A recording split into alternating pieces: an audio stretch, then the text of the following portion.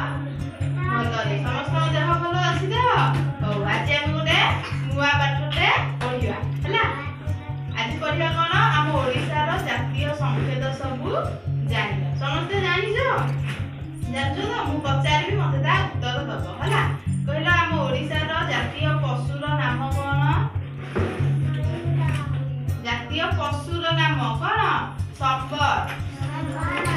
ଆଉ ଜାତୀୟ ଦେବତା କିଏ ଆମର? ଶ୍ରୀ ଜଗନ୍ନାଥ ହେଲା। ତାପରେ ଜାତୀୟ ଫୁଲର ନାମ ଅଶୋକ। ଆମ ଓଡ଼ିଶାର ଜାତୀୟ ଫୁଲର ନାମ କଣ? ଅଶୋକ। ଆମ ଓଡ଼ିଶାର ଜାତୀୟ ପକ୍ଷୀର ନାମ କଣ? ଆମ ଓଡ଼ିଶାର ଜାତୀୟ ପକ୍ଷୀ କିଏ? ଗଦଗଦଳିଆ ହେଲା। ହଉ ଆମ ଓଡ଼ିଶାର ଜାତୀୟ ମିଠାର ନାମ ରସଗୋଲା।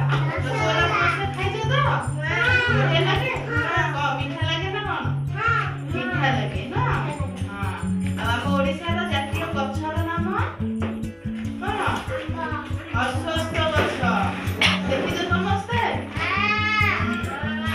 ଆମ ଓଡ଼ିଶାର ଭାଷା କଣ?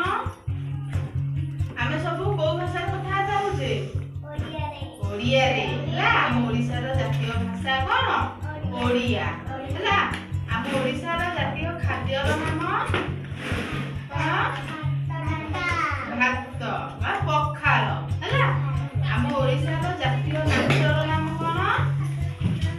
ଓଡ଼ିଶୀ ହେଲା। ଆମ ଓଡ଼ିଶା ଆମର ଜାତୀୟ ନାଚ ହେଲା ଓଡ଼ିଶୀ ହେଲା। ଆମ ଓଡ଼ିଶାର ଜାତୀୟ ଫଳର ନାମ କଣ? ଆମ୍ବ ହେଲା। ସମସ୍ତେ ଆମ୍ବ ଖାଇଛ? ବଢିଆ